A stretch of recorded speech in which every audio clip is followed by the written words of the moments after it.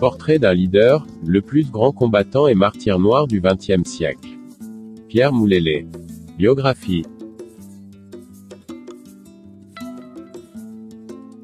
Pierre Moulélé est né le 11 juillet 1929 à Koulou, Athènes en Kimbunda, village enregistré, Matande, en Kikongo par l'administration belge, district de Kwilu, province de Léopoldville, à l'époque, en RD Congo, de père Benoît Moulélé et de mère Agnès Loam Moulélé. Fils aîné, Pierre a vécu avec ses deux sœurs Thérèse Moulélé, née le 14 décembre 1936 et Amias Moulélé né en 1939, dans un standing confortable. Leur papa Benoît Moulélé né vers 1889, était un notable, baptisé par l'Église catholique, intellectuel formé en médecine par les pères jésuites. En qualité d'assistant au médecin directeur chef de poste de la mission catholique Athènes, ses enfants étaient tous scolarisés et très bien instruits. D'ailleurs mon père clarifie l'ambiguïté sur sa grande-mère Agnès, elle n'a jamais été esclave, ses parents Babunda commerçants bien connus à Idiofa, amis des parents de Benoît Moulélé, avaient plutôt marié leur fille par procuration, une pratique en vigueur qui obligeait les jeunes de familles aisées à se marier pour protéger la notoriété et les richesses. On se mariait au sein d'une même catégorie sociale après enquête de bonnes mœurs, le libertinage n'était pas permis. Papa martèle que son grand-père était chrétien et très rigoureux. 3 jours seulement après sa naissance le 21 mars 1951 à Capiac Coco Eugène devait le transporter à bicyclette jusqu'à la mission Athènes pour y être baptisé. Pierre Moulélé, un enfant très éveillé, doué avait appris l'alphabet et le calcul à domicile avant d'être inscrit à l'école. Il termine ses études primaires à Kikwit avec brio, avant de s'inscrire au petit séminaire de Kinzambi. Grande-mère Thérèse nous a raconté que de la même manière son papa Benoît était bagarreur et tabassait souvent son chef, le médecin belge. Son grand frère Pierre était également de sang chaud et dérangeait ses collègues, n'acceptait pas d'être puni et désobéissait aux ordres tordus.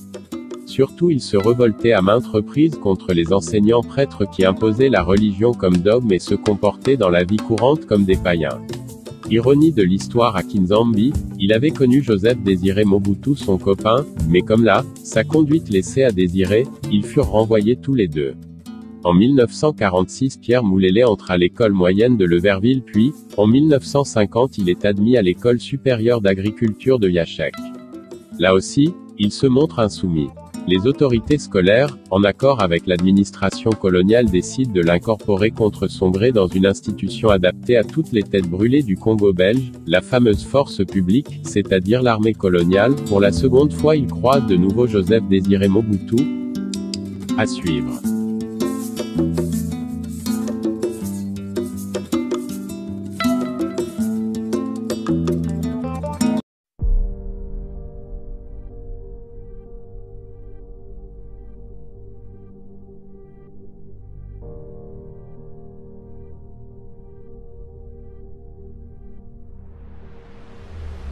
Nous croyons à une nouvelle génération, et au changement de mentalité.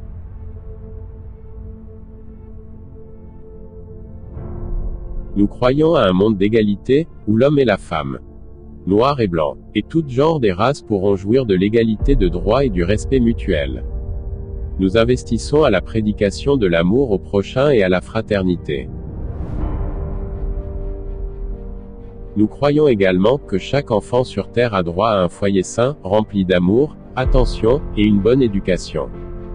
En 2014, les organismes d'État ont identifié une estimée 1580 enfants qui sont morts à la suite d'abus et de négligence, entre 4 et 5 enfants par jour. Plus que 70% des enfants qui sont morts à la suite de mauvais traitements ou de négligence envers les enfants étaient de 2 ans, ou moins. On estime à environ 120 millions le nombre d'enfants qui vivent dans les rues du monde.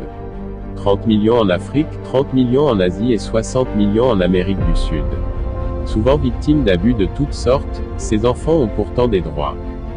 Le monde serait encore meilleur, si tout le monde pourrait se mettre à la place de l'autre, et se demander: qu'est-ce que j'attendrais des autres, si j'étais à la place d'un mendiant, d'un orphelin, ou d'une veuve? Certainement, pour qu'on y arrive à de telles sensibilisations, on doit débuter de quelque part.